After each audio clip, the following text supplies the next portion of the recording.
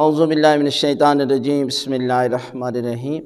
زیارت عاشورہ، آپ ہر عمل کے لیے زیارت عاشورہ کا عمل کر سکتے ہیں، کسی حاجت کے لیے یا دعا کی قبولیت کے لیے۔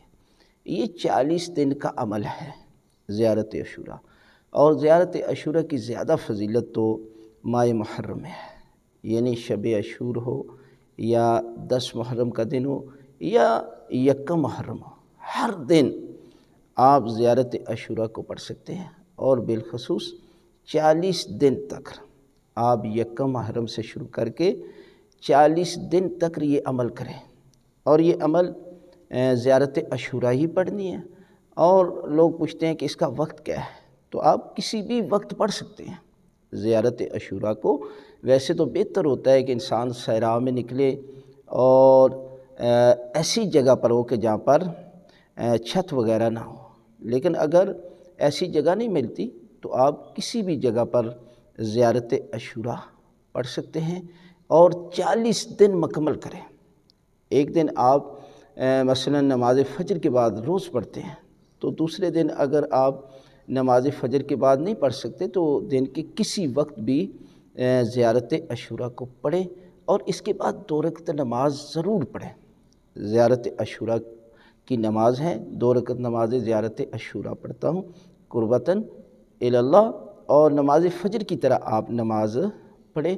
اور یہ ہے کہ اس کی بہت زیادہ زیارت عاشورہ کی فضیلت ہے، اور لوگ پوچھتے ہیں کہ اس میں جو 100 سلام ہے اور 100 دفعہ لعنت ہے، تو ہم یہ اتنا بڑا عمل نہیں کر سکتے، تو ایک ہی دفعہ کر لیں۔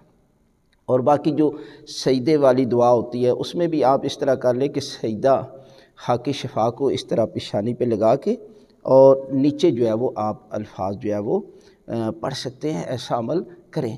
اور خواتین اکثر سوال کرتی ہیں کہ ہمارے جو ہے وہ حیض کی حالت میں ہم 40 دن مکمل نہیں کر سکتے، تو اس میں یہ ہے کہ آپ موبائل وغیرہ سے آپ دیکھ کر بھی زیارت پڑھ سکتے ہیں۔ ایام حیض میں کوئی مسئلہ نہیں ہے۔ دیکھیں، حیض کی حالت میں نماز پڑھنا جو ہے وہ ٹھیک نہیں ہے، روزہ رکھنا ٹھیک نہیں ہے، قرآن مجید کی تلاوت یعنی قرآن مجید کو چھونا ہاتھ سے وہ جائز نہیں ہے۔ باقی عبادات جو ہے وہ آپ کر سکتے ہیں۔